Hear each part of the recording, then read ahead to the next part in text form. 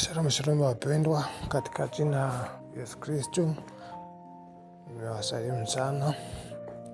Karibu tena kwenye sauti ya ufunuo.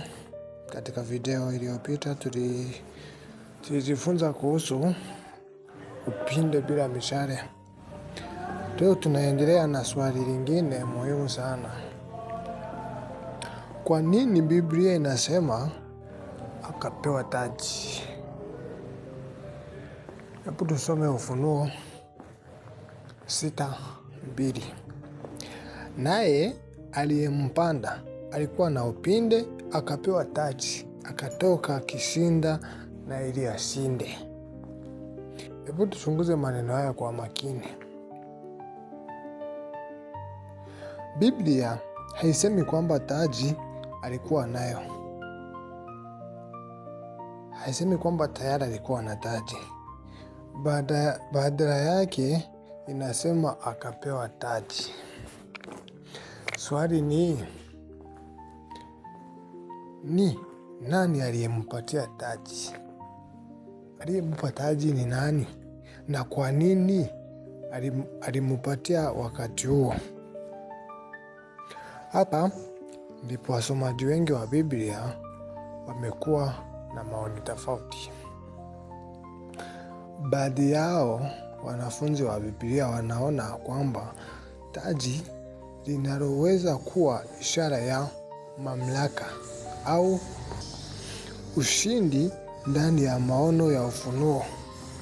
Wengine wanaona ya kwamba lugha hii ni ya mfano, kama ilivyo sehemu nyingine za kitabu cha Ufunuo. William Marion Branham katika mafundisho yake alieleza ya kwamba kupewa taji kulionyesha kuongezeka kwa mamlaka ya yule mpanda farasi katika kipindi fulani.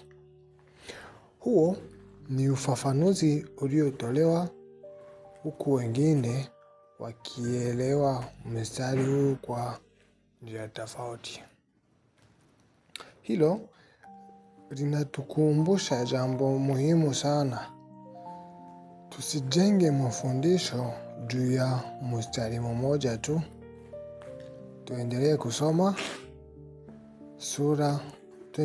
sura mzima na tulinganishe maandiko na maandiko. Mtume Paulo aliandika akasema ya kwamba jitahidi kujionyesha kuwa umekubaliwa na Mungu, mtendakazi asiye na sababu ya kutahayari, ukitumia kwa usahihi neno la kweli. Hiyo ni Timotheo wa pili sura ya 2 na mstari wa 15.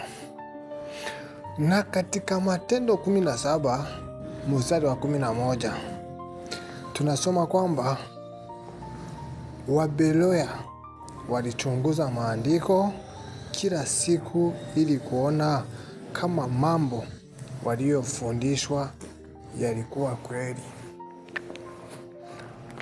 Kwa nini sasa sisi tusichunguze maandiko? Kwa nini sisi tusichunguze maandiko na maandiko? Na Brother William Marion Branham, hiyo ndio kitu alikuwa anafanya. Alikuwa anafunua ufunuo akiwa anailinganisha maandiko ya ufunuo, akiwa anailinganisha na maandiko mengine ya Biblia kutoka kitabu ya Mwanzo. Na hivyo na sisi tunaalikwa kuwa wasomaji waaminifu wa Biblia, tukichunguza kwa makini na kwa unyenyekevu. Katika video ijayo tutaendelea na muhuri wa pili na kuona maana ya farasi mwekundu katika Ufunuo 6 mstari wa 3 hadi mstari wa 4. Kama umejifunza jambo jipya leo, bonyeza like, andika maoni yako kwenye heshima, shiriki video hii na wengine waweze kujifunza, na usisahau kusubscribe kwenye Sauti ya Ufunuo ili usikose vipindi vijayo. Asanteni sana kwa kutazama. Mungu akubariki na tuendelee kulipenda neno lake la kweli kila siku.